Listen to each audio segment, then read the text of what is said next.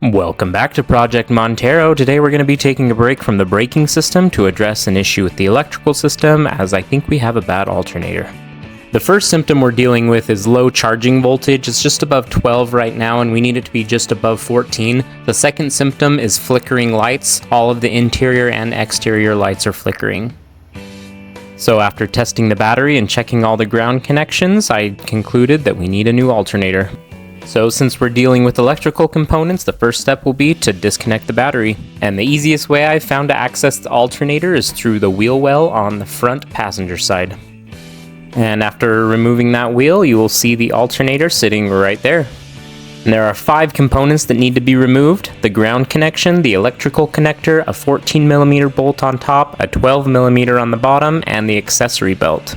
And I forgot to mention, this job should only take you about 30 minutes.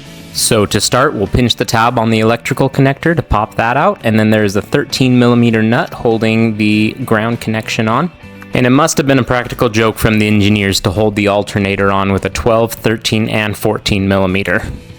And try not to drop that nut when you pull it off, because you might not be as lucky as I was here.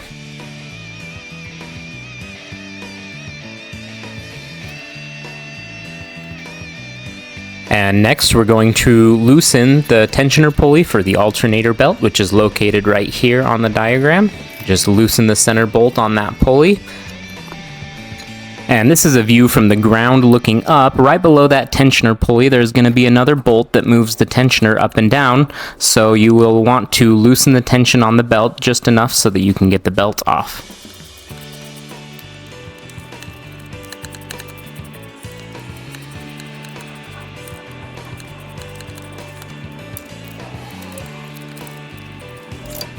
And once you've released the tension enough, you should be able to slide the belt right off the alternator.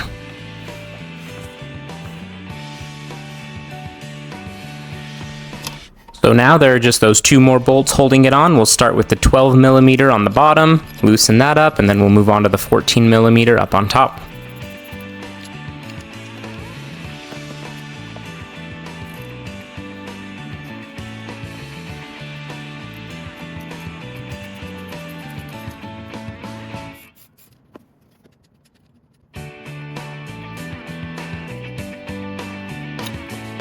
And once the alternator is disconnected, go ahead and maneuver it carefully around these lines and hoses and out the wheel well.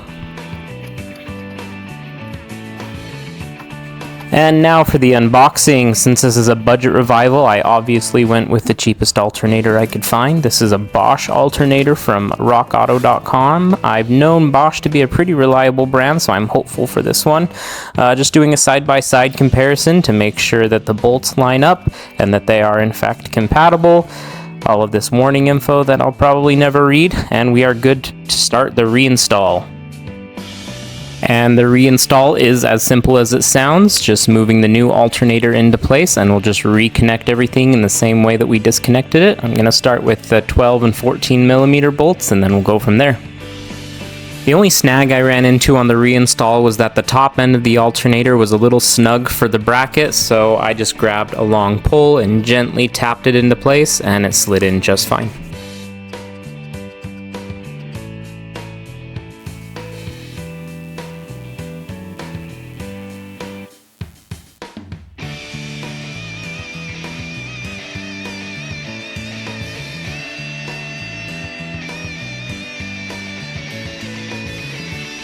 Once those 2 bolts are torqued to 27 5/8 foot-pounds, go ahead and replace the belt. And I didn't record this part, but you will need to raise the tensioner pulley using that adjuster bolt, and then once you have tension on the belt, just tighten up the tensioner pulley and you'll be good to go. And now we can reconnect the electrical and the ground connections.